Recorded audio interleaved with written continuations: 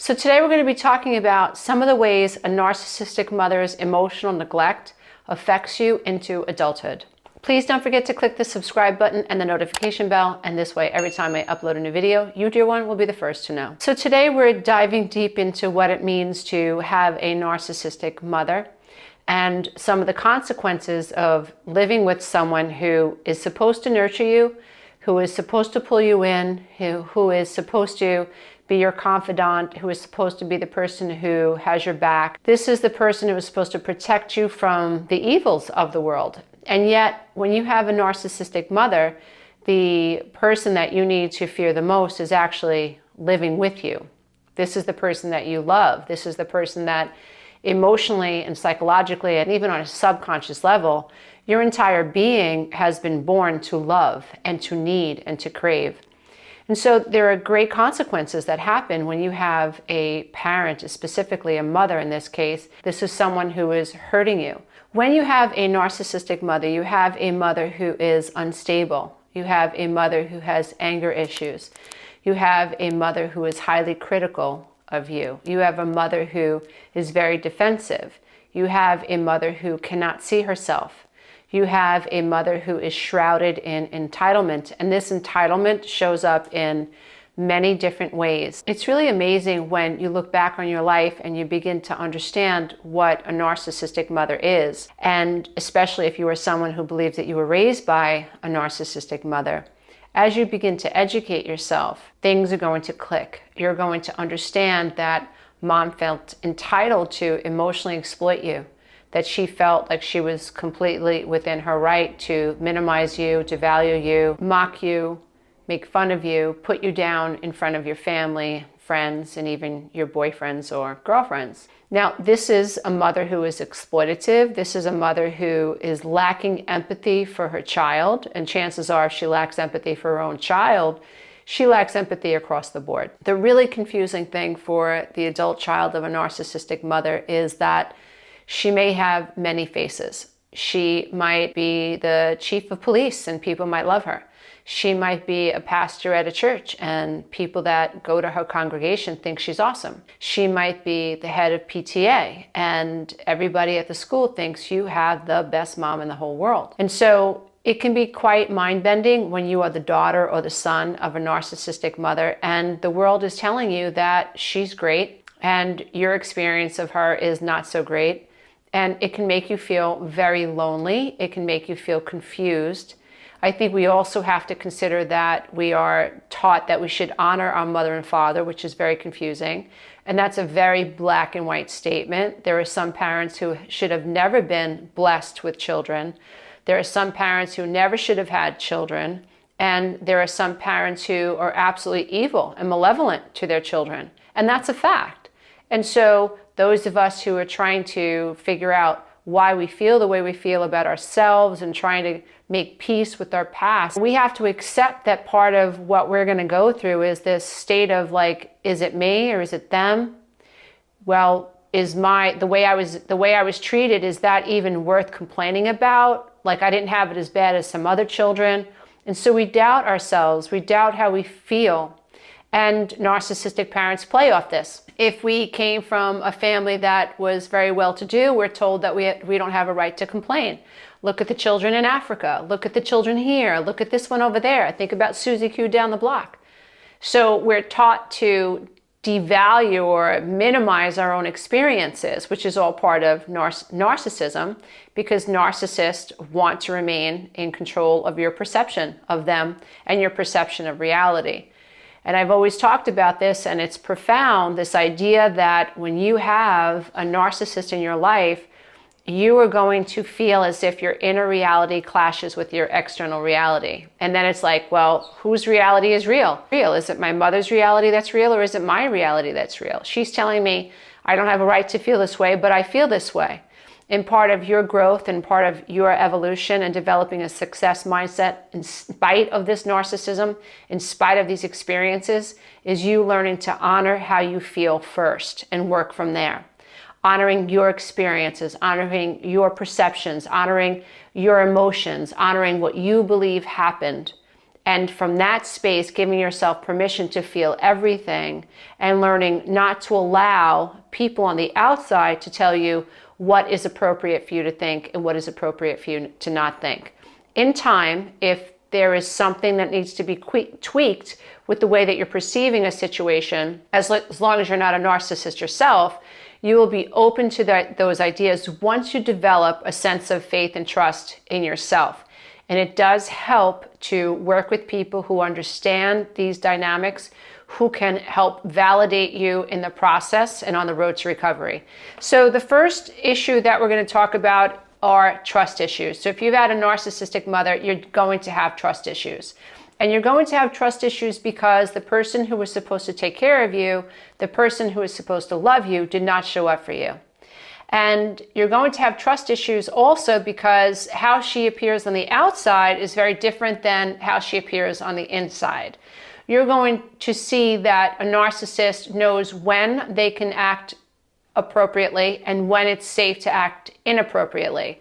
So a narcissistic mother will go into a rage when no one is around towards her children, but wouldn't dare go into a rage around her husband, or wouldn't dare go into a rage around a neighbor or a coworker, because she wants to keep that persona up, that false mask. And so you're going to have trust issues because you're not going to be able to trust that the people who say they love you actually do, because your mother was your first role model for love and relationships, and she failed you. And she taught you that love was unsafe. You learn that people are unreliable. And so why even bother giving your trust to someone if you know that people in general are unreliable, can't show up for you, and make you feel worthless? Another sign that you may have had a narcissistic mother, or if you had a narcissistic mother, you may identify with this idea of being a lone wolf. This definitely personifies me through most of my life, and it's still difficult for me to ask for help, although I am getting better. When you have a mother with narcissistic traits, or who actually has NPD or is a narcissist, you get the sense that not only can't trust this person, but it's not safe to need anyone. It's not safe to ask for help. If you asked for help as a child, you got the impression that you were a burden to your narcissistic mother. You were a bother.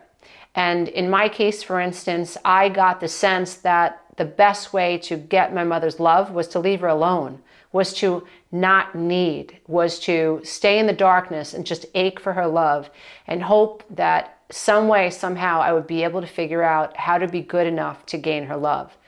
How this shows up later on in life is that you end up taking on way too much.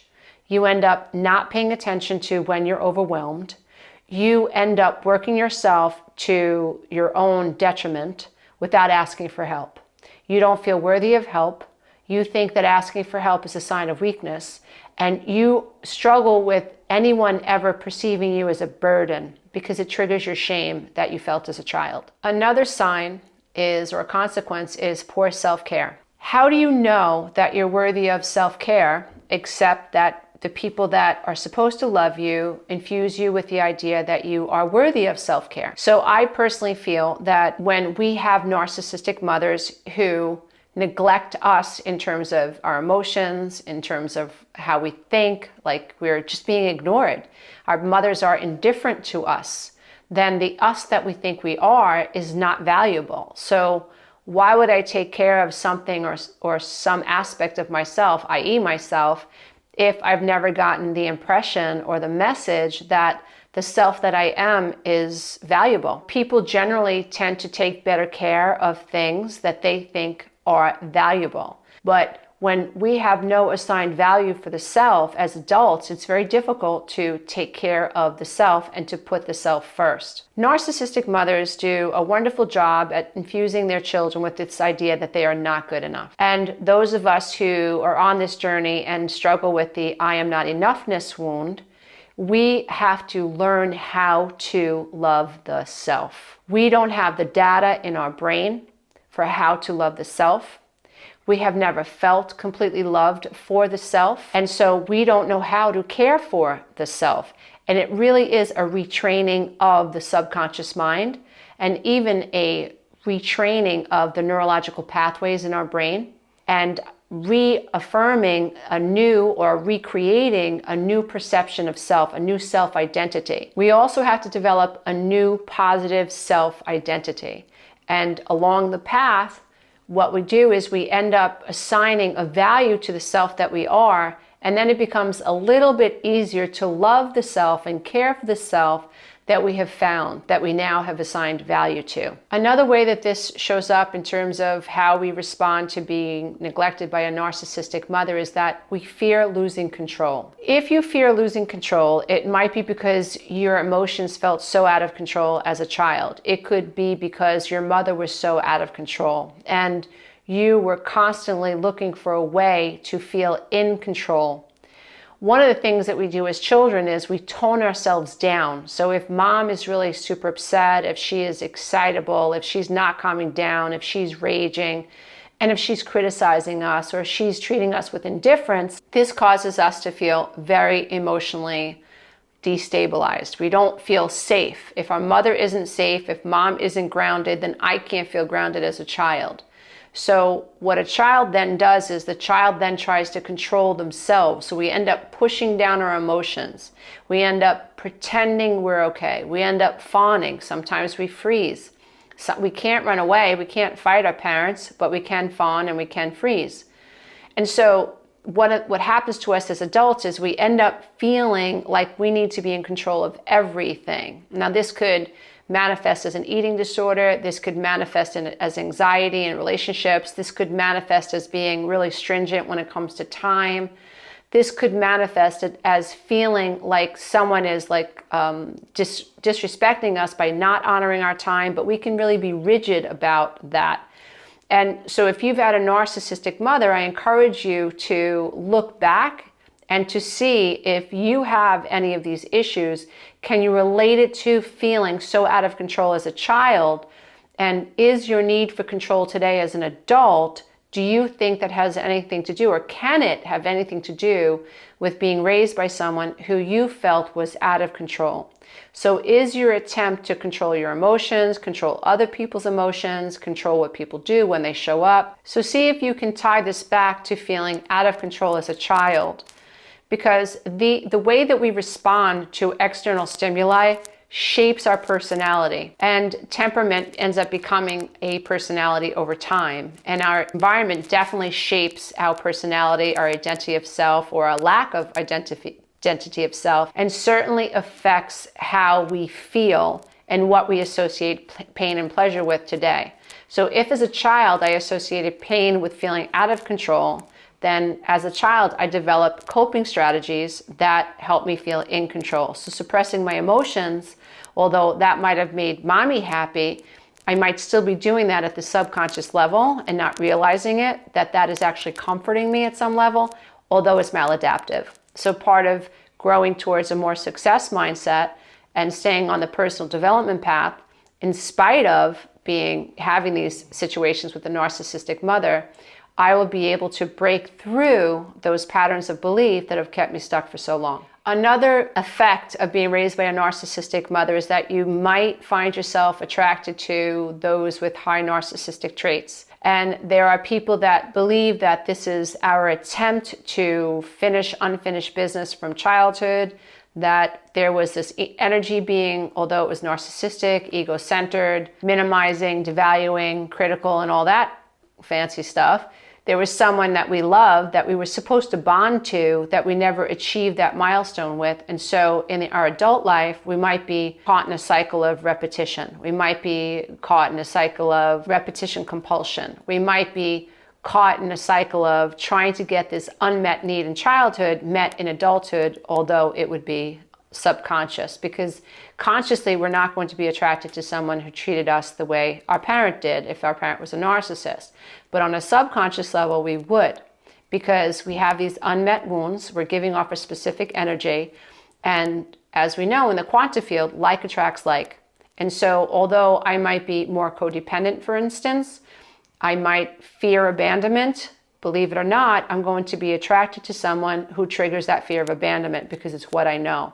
Until I get enough awareness around this situation and I'm able to break through the patterns of beliefs and even the neurological pathways that are keeping me stuck at the subconscious level. So you might find yourself feeling attracted to narcissists at a subconscious level, and you might find yourself rationalizing why you're attracted to this person. And even though other people are telling you this guy's not good for you, or this woman's not good for you, she's very critical of you, she finds flaws in you all the time, you might hear yourself rationalizing this person's behavior very much the way you may have done when you were a child. You were rationalizing why maybe mommy pushed you away, and why mommy was angry, and why mommy rejected you. Another sign is that you're stuck seeking approval. You're somebody who, again, although it's subconscious, on a subconscious level, you don't feel good enough, and you are seeking the approval from the external world. You never got the healthy mirroring that you needed as a child, and on a subconscious level, you're still seeking a sense of validation from the external world. Your mind is still stuck in that loop. I'm not good enough, and I need other people to tell me that I am good enough. Now, that's a faulty premise, but when we're stuck in a subconscious loop, we don't know that. And that's why I'm always reinforcing this idea that to heal from codependency, to heal from the effects of being raised by a narcissistic mother, this is as much a subconscious and neurological journey as it is an emotional journey, a psychological journey, or a spiritual journey. We have been affected at the subconscious level. Our brains have been wired to seek approval. We don't know we're doing anything wrong. If you're a codependent, you come into a relationship looking to want to attach. Rationale goes out the window. If this person clicks all the boxes for you energetically and you feel attracted to this person, they could be pushing you away, and all that's going to do is make you want this person more, even if this person is a narcissist. So you might be stuck seeking approval because you never got the approval that you needed and deserved to develop a healthy sense of self when you were a child, because you were being raised by a narcissistic mother. The next sign is more prevalent amongst females who have had narcissistic mothers. We fear having children. We, on a subconscious level and sometimes a conscious level, we are afraid to have children because our mother was a narcissist, and we don't want to put our children through what our mother put us through. Now, what we have to realize is that that is tremendous empathy for a child we haven't even had yet. So the chances of you being, if you're having that thought, the chances of you being a narcissistic mother are slim, because you are already developing empathy for a child you haven't even had. But this is a secret fear that many women who have had narcissistic mothers hide. They don't talk about them. Most often they don't talk about them because lots of times we don't even know that's why we don't want children. And this isn't a black and white issue. Not every woman who decides that she doesn't want to have children is making that decision because she has a narcissistic mother. We're living in a time and an age where women feel like they have far more choices and far more control over their body, or at least they should have more control over their bodies. We've got some work to do in that area for sure, especially in other countries. But we're living in a time where women are feeling more in control over their destinies. And they're questioning whether or not they want to have children. But not all women have those questions because of choice. They're just exploring their choices as a modern woman.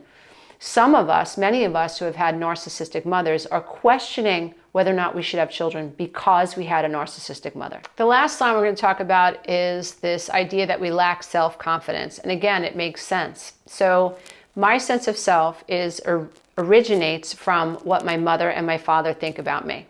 And I'm of the belief that the being that created me, my mother, the actual physical vehicle, the divine creation that created my divine creation, is the person that is my first experience for love. So if this person rejects me, then how am I going to feel like the being that I am is worthy of love?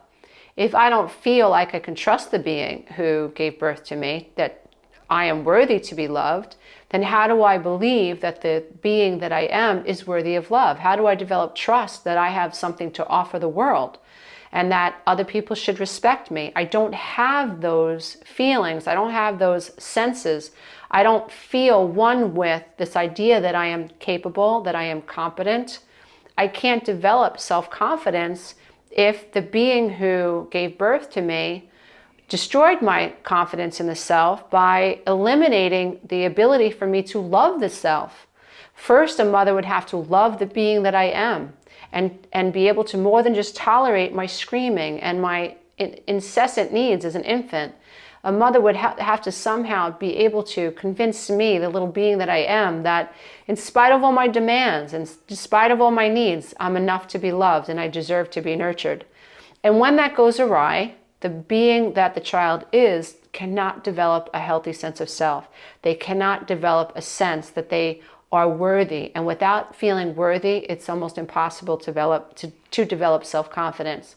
So if you are struggling with all of these issues or any of these issues, and you were raised by a narcissistic mother, what I'd like you to take away from this session is that it's not your fault. That everything that you feel is absolutely normal. It's what happens when children feel rejected by the being that was supposed to love them and protect them and nurture them. So you're not crazy. And you're not off. And even if the people in your outer world don't get it, you have to know that this is a real thing, that narcissistic mothers and narcissistic fathers exist. And the consequences of being raised by someone who you're supposed to love and trust and can't love and trust are vast, and they're real. It is my hope that this session has encouraged you to develop a little bit more clarity, a little bit more objectivity, and I hope that it has allowed you to see that you are worthy and you are enough. And just because the person who is supposed to love you didn't do a good job doing that does not mean you're ruined forever. It does not mean that you're broken. It just means that we have to get you to turn the ship around and start paying attention to the self and loving yourself the way your mother was supposed to love you. And if we can do that, we can create great success in your life in spite of the past. Namaste. Until next time. I hope this has been helpful. Bye, everybody. Hey, YouTube family. Thanks so much for watching. Don't forget to go to my website so you can take the codependency quiz.